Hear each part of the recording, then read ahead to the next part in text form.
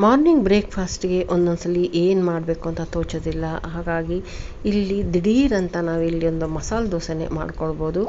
ಆದರೆ ಅದು ಮಸಾಲೆ ದೋಸೆ ಅಥವಾ ಇಡ್ಲಿ ಏನಾದರೂ ಮಾಡಬೇಕು ಅಂದರೆ ಮುಂಚೆನೇ ನಾವು ಪ್ರಿಪೇರ್ ಮಾಡ್ಕೊಳ್ಬೇಕು.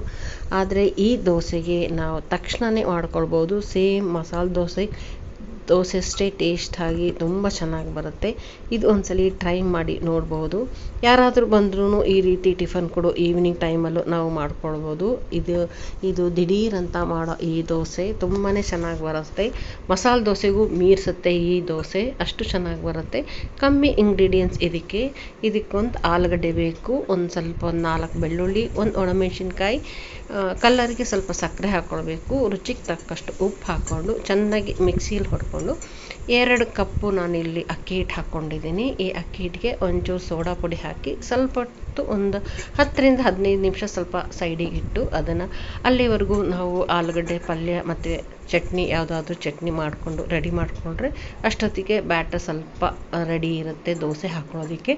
ಇಲ್ಲಿನ ಮಾಮೂಲಿ ಆಲೂಗಡ್ಡೆ ಪಲ್ಯ ಹೇಗೆ ಅದೇ ರೀತಿ ಮಾಡಿಕೊಂಡ್ರೆ ಆಯಿತು. ಇಲ್ಲಿ ದೋಸೆ ಹಾಕ್ಕೊಳ್ತಾ ಇದ್ದೀನಿ ನೋಡಿ.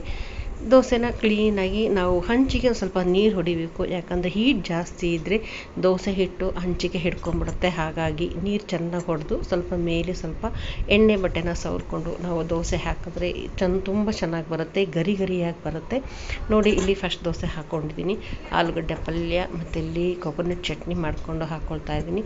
ಪ್ರತಿಯೊಂದು ದೋಸೆನೂ ಇದೇ ರೀತಿ ಗರಿ ಗರಿಯಾಗಿ ಬರುತ್ತೆ ನೋಡಿ, ಎಷ್ಟು ಕ್ರಿಸ್ಪಿಯಾಗಿದೆ ಮತ್ತು ಟೇಸ್ಟ್ ಕೂಡ ಅಷ್ಟೇ ಚೆನ್ನಾಗಿ ಬರುತ್ತೆ. ಇಲ್ಲಿ ನಾನು ತುಪ್ಪ ಹಾಕ್ಕೊಂಡಿದ್ದೀನಿ ಮೇಲ್ಗಡೆ, ತುಪ್ಪ ಅಥವಾ ಆಯಿಲು, ಕೊಬ್ಬರಿ ಎಣ್ಣೆ ಹಾಕಿದ್ರೂ ಟೇಸ್ಟ್ ಬರುತ್ತೆ. ಇಲ್ಲಿ ನೋಡಿ ಸ್ಟಾರ್ಟಿಂಗಿಂದ ಹಾಕಿದ್ದು ಕೊನೆಯವರೆಗೂ ದೋಸೆನೂ ಅದೇ ರೀತಿಯಲ್ಲೂ ಬರುತ್ತೆ, ಕಲರು ಹಾಗೇ ಇದೆ ನೋಡಿ. ಕ್ರಿಸ್ಪಿಯಾಗಿದೆ, ತುಂಬಾ ಚೆನ್ನಾಗಿ ಬರುತ್ತೆ. ಸೇಮ್ ಮಸಾಲೆ ದೋಸೆ ಟೇಸ್ಟೇ ಬರುತ್ತೆ, ತುಂಬ ಚೆನ್ನಾಗಿ ಬಂದಿದೆ. ಕೊನೆಯಿಂದ ಫಸ್ಟಿಂದ ಲಾಸ್ಟ್ವರೆಗೂ ದೋಸೆನೂ ಕ್ರಿಸ್ಪಿಯಾಗಿ ಬಂದಿದೆ, ತುಂಬ ಚೆನ್ನಾಗಿ ಬಂದಿದೆ. ತುಪ್ಪ ಹಾಕಿದ್ರೆ ಇನ್ನೂ ಚೆನ್ನಾಗಿ ಫ್ಲೇವರ್ ಕೊಡುತ್ತೆ.